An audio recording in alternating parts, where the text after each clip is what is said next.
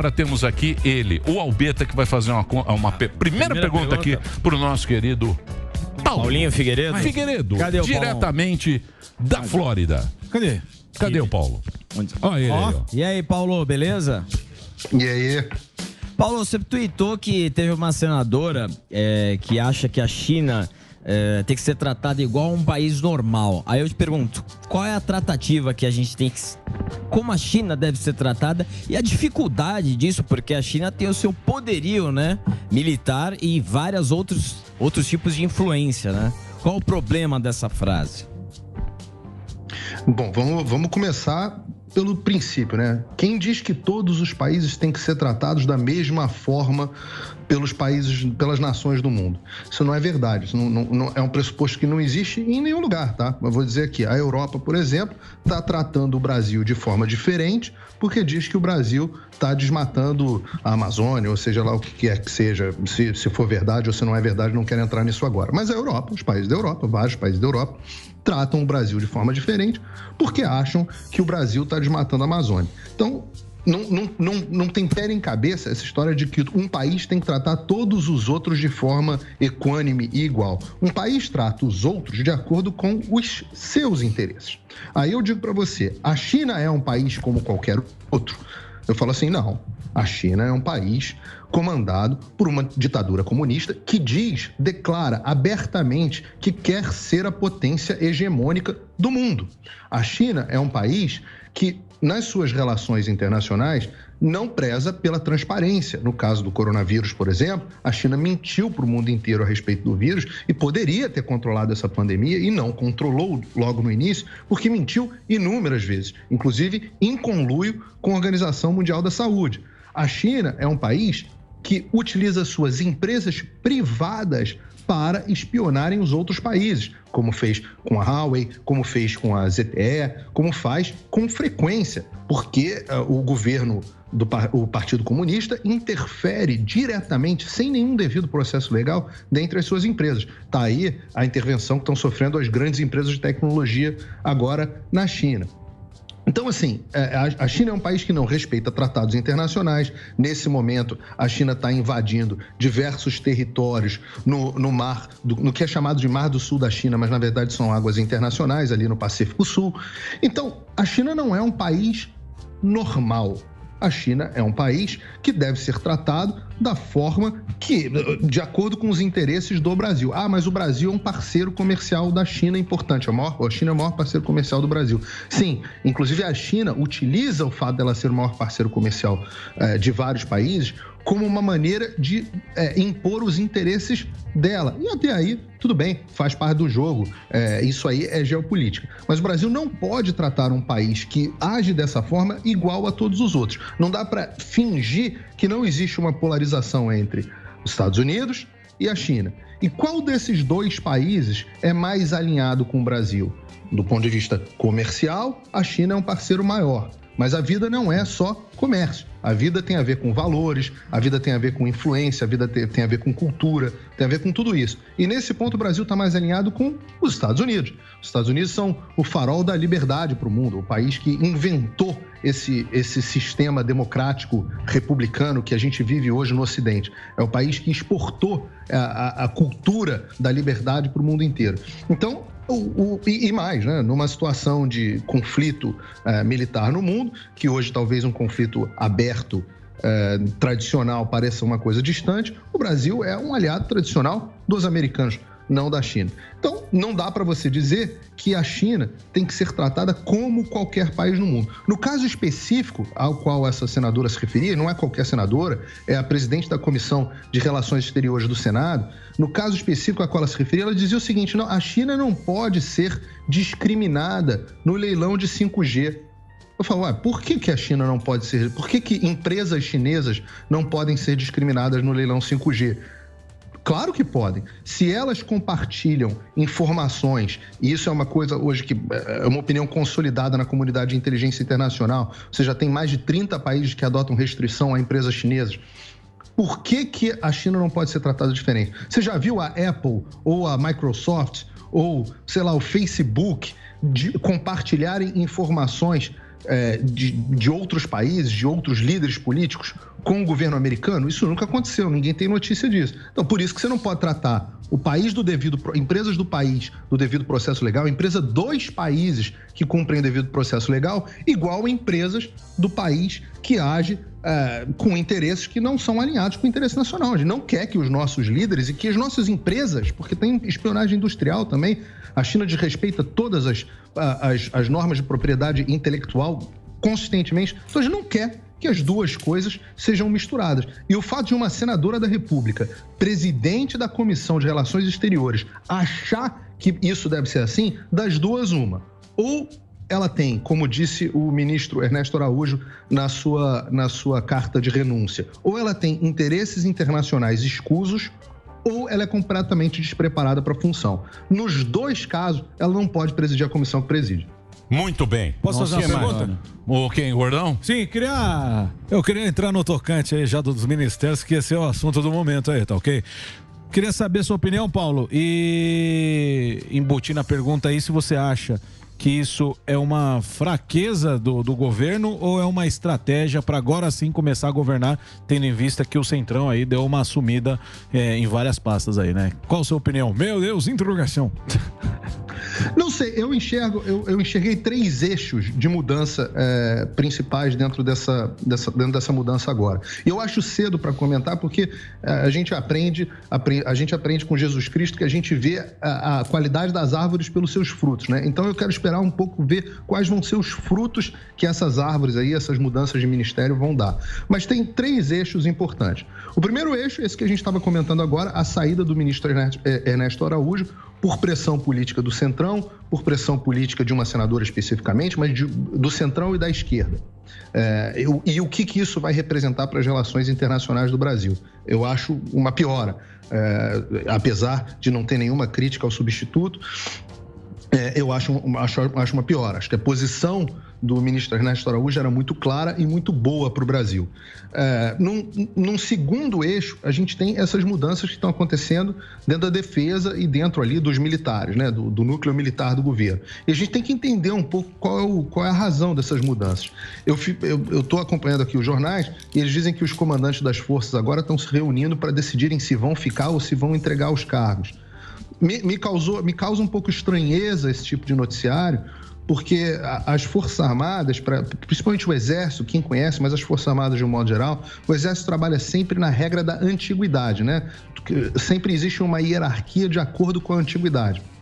Ela não é tão explícita, mas é difícil o que eles chamam de um general mais moderno, ou seja, de uma turma mais recente, como é o caso do Braga Neto, ter embaixo dele, como comandante do Exército, né? Ou seja, um ministro da Defesa tem embaixo dele alguém mais antigo, como o general Pujol. Então, eu, particularmente, ainda não foi anunciado, mas eu esperaria, em condições normais de temperatura e pressão do Exército Brasileiro, que o general Pujol saísse, eles chamam de degola isso, né? Que ele fosse degolado, digamos assim, e, na verdade, todos os mais antigos do que o Braga Neto, que o general Braga Neto, que é um general razoavelmente novo, e que entrasse um comandante do Exército mais novo do que ele. Isso é o que eu esperaria.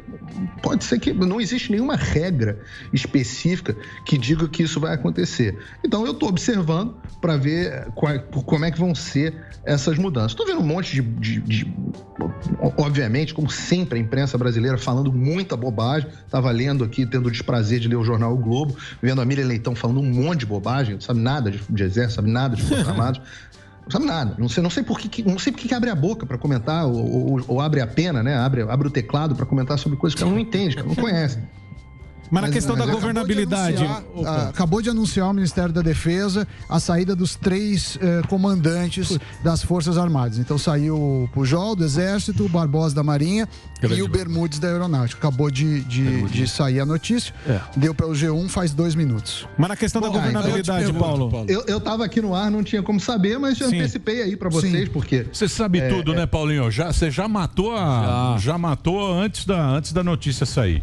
Então tá explicado. Não, mas espera aí. Aí algumas pessoas vão chegar como crise, eu tô falando, não, é uma naturalidade. que se entra um general mais novo, o general que está antigo não pode ficar abaixo dele. Quer dizer, pode, mas não é a praxe, não é o normal. E isso basta você conversar aí, ter um pouco de cultura de exército para você falar sobre isso. Aí algumas pessoas falam isso é um autogolpe, isso é um autogolpe, isso é um autogolpe. Não tem nada de autogolpe, não existe nenhum clima dentro... E você vê que eles mesmos escrevem isso. Então, o sujeito não consegue nem concatenar as próprias ideias, porque ele diz o seguinte: o Bolsonaro queria demitir o general Pujol porque ele quer fazer um autogolpe. Mas não tem clima nas Forças Armadas para um autogolpe. Eu falo, bom, mas o Bolsonaro tem que ser muito burro, porque ele está demitindo um cara para fazer um autogolpe, mas o cara que ele vai substituir também não tem clima. Então por que ele faria esse movimento? Não existe clima de autogolpe, não existe. As Forças Armadas brasileiras são e sempre foram, desde depois da proclamação da República, elas tiveram sempre um componente muito forte legalista. Você vê que o próprio governo militar foi um governo, o pessoal chama de ditadura mais legalista que o Brasil já teve, com as instituições todas funcionando. Então você não tem esse clima, principalmente hoje, depois de tantos anos passados, você não tem esse clima de intervenção, golpe, uns doidinhos falando de artigo 142, as maluquices que não esqueçam, isso não vai acontecer, não tem possibilidade disso acontecer. O pessoal fecha os olhos para a verdadeira chance de ditadura que a gente tem, que para mim já está em curso, que é em outra esfera de poder. Alguém me perguntou sobre governabilidade centrão. Sim, Antes que adentre esse quesito, Paulo, só queria te perguntar, o Azevedo e Silva, então, era mais velho e experiente do que os outros três que acabaram de sair? Seguindo o teu raciocínio? Eu acho que era. Eu acho que o general Fernando era mais antigo que o... Eu não tenho certeza, mas acho que o normal é que fosse. Tudo bem. E o Centrão, Paulo? Ou pelo menos mesma turma. O normal é que fosse. Existe a outra coisa que tem a ver no Exército também, e isso pesa muito, e o Pujol, por exemplo, o general Pujol é muito reconhecido por isso, é a sua colocação, né? As Forças Armadas têm 3 grandes cursos e você está entre os 10 primeiros colocados nesses 3 cursos. É muito importante, inclusive, para você se tornar general. Esses são os principais critérios de promoção dentro do Exército, são sua colocação nesses cursos para você chegar às carreiras principais e, obviamente, a sua antiguidade. Então, essa é a lógica. Em geral, essa é a lógica dentro do Exército. É isso aí. Estrutura, hierarquia e disciplina. Coisa que não existe nesta mesa. Centrão. Mas aí... E a chapa do Marinho. A chapa que não sai. O Marinho tá montando a chapa, Paulinho. Paulinho. Mas, Paulo, você sabe... O Centrão, o que tem o Centrão? O que você quer saber? Eu queria perguntar, talvez só destrinchar um pouco mais nesse sentido, porque... Você sabe que o presidente tem... De novo, não estou sujeito. Lá vem. Vamos lá. Tá. Já vai me atacar já. Ontem que eu tava clamando por isso. Olha, apontou o dedo. Eu não. Pera aí. Não, você tá derrubando o governo, mas você precisa ter a chapa. Deixa eu falar, por favor. Sem chapa não tem como votar em você, porra. Porra, ele quer derrubar o governo, mas sem chapa, porra. Deixa ele falar. Não dá pra falar. Pode falar. Tô lido. Pode falar. Tô lido. Sou essa, querido. Mas, Paulo, tudo bem? Você sabe que o presidente vem falando, não sei até que... Eu também concordo, não há clima para isso. De fato, ele tem a prerrogativa constitucional de decretar estado de sítio, estado de defesa, e ele tem falado isso algumas vezes. Não sei se são palavras ao ar só, mas o fato é que está se avizinhando aí o famigerado 1º de abril, aniversário do golpe ou da Revolução Militar, seja lá qual designação se quiser.